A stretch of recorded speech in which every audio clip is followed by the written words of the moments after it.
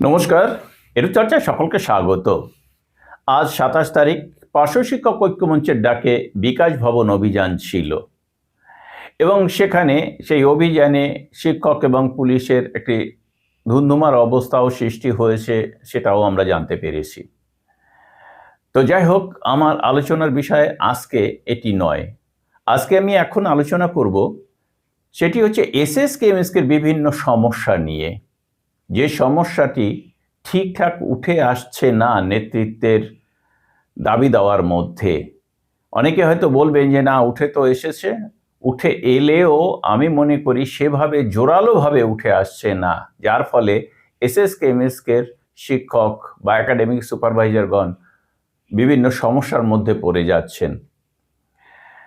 এসএসকেএমএসকে শিক্ষকরা বর্তমানে দুভাগে বিভক্ত, ৬০ এবং ৬৫। ৬০ এদের ইপিএফ চালু হওয়ার কথা অনেক দিন ধরে, কিন্তু এখনো পর্যন্ত ইপিএফ চালু হচ্ছে না। কেন হচ্ছে না এর উত্তর কিন্তু সঠিক পাওয়া যাচ্ছে না। তো আমি যতটা জানি যে মিশন, শিশু শিক্ষা মিশন এসএসকেএমএসকের ব্যাপারে যতটা বেশি সহানুভূতিশীল, শিক্ষা দপ্তর কিন্তু ততটা সহানুভূতিশীল নয়। ফলে কি হচ্ছে, আর্থিক ব্যাপারগুলো কিন্তু যেহেতু শিক্ষা দপ্তরের উপর নির্ভরশীল, তাই মিশনেরও কিছু করার থাকছে না।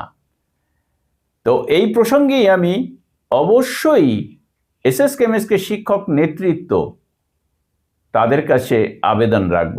যদিও পার্শ্ব শিক্ষকদের মতোই এসএসকেএমএসকেও বিভিন্ন সংগঠনে বিভক্ত, ফলে সবাই চাইছেন অন্যেরা আমার সঙ্গে আসুক, ফলে কেউই কারোর সঙ্গে নেই, সবাই আলাদা। আর এই আলাদা দাবি এক আলাদা সংগঠনের তরফ থেকে দাবি জানানো হচ্ছে, তাহলে সবাই মিলে শুধুমাত্র এসএসকেএমএসকে স্বার্থে অথবা পার্শ্ব শিক্ষকদের স্বার্থে সবাই মিলে একসঙ্গে কেন হতে পারছি না? এটা কিন্তু একটা বড় সমস্যা। তো যাই হোক, আমি এসএসকেএমএসকে সমস্যার কথা বলতে গিয়ে যেটা বলবো সেটি হচ্ছে যে এই দীর্ঘদিন বাদে এসএসকেএমএসকে শিক্ষকদের রিটায়ারমেন্ট বেনিফিট নদিয়া জেলাতে শিক্ষকদের অ্যাকাউন্টে এসেছে, তাও প্রায় ২ বছর পর। তাহলে অন্যান্য জেলায় হয়তো আরো ২ মাস আগে পেয়েছে। সে ২ মাস আর ২ বছর, এই গ্যাপটাকে কিন্তু দেখতে হবে। এই নিয়ে কিন্তু আমি এখনো পর্যন্ত দেখছি না যে কেউ সরব হচ্ছেন। মিশন টাকা চেয়ে পাঠাচ্ছে শিক্ষা দপ্তরের কাছে, শিক্ষা দপ্তর টাকা ঠিক মতো দিচ্ছে না, সময় মতো দিচ্ছে না, ঠিক মতো বলবো না, সময় মতো দিচ্ছে না। ফলে কি হচ্ছে, ভুগছে এসএসকেএমএসকে শিক্ষকগণ। রিটায়ার করার পর তাদের না আছে কোনো বেতন, না আছে অন্য কোনো ব্যবস্থা, মানে পেনশন। তাহলে এই রিটায়ারমেন্ট বেনিফিটটা তার একটা আয়ের উৎস হতে পারে, যেহেতু এখন ৫ লাখ টাকা হয়েছে। কিন্তু সেটি যদি সময় মতো না আসে তাহলে কি করে হবে?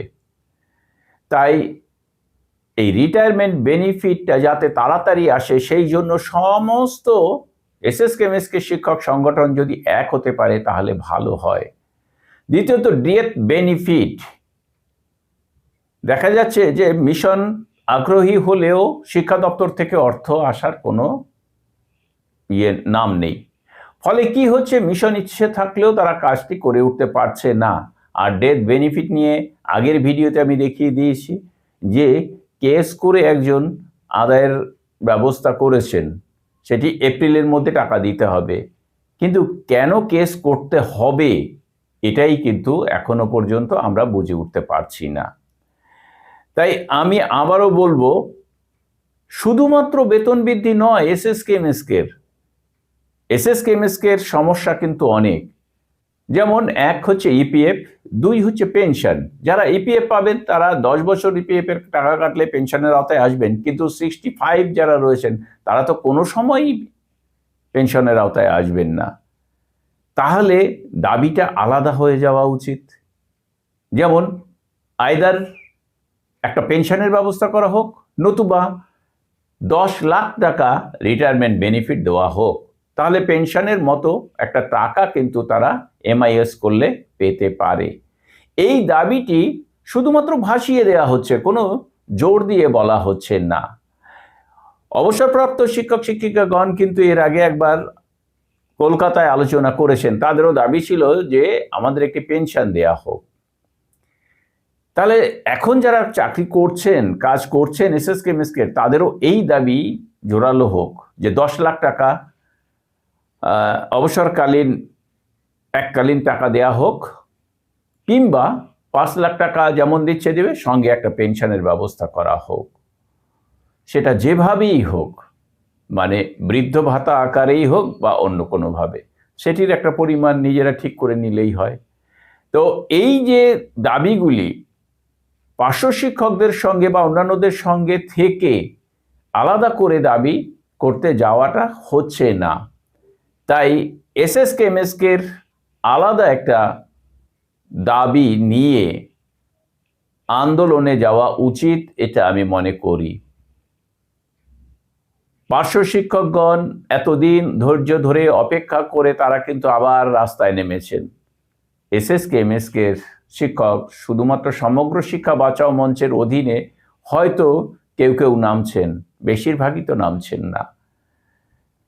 এসএসকে এমএসকের ক্ষেত্রে আলোচনাটা খুব বেশি জরুরি আমি মনে করি, কেননা তাদের বয়স্ক শিক্ষক শিক্ষিকা, তারা রাস্তায় নেমে ততটা উদ্যোগ দেখাতে পারবেন না, এটাও একেবারেই ঠিক।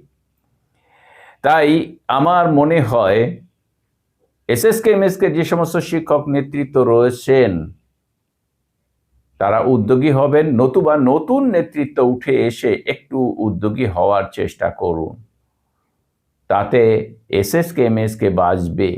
নতুন নিয়োগ এসএসকে এমএসকেতে হবে না, এটি একদম নিশ্চিত।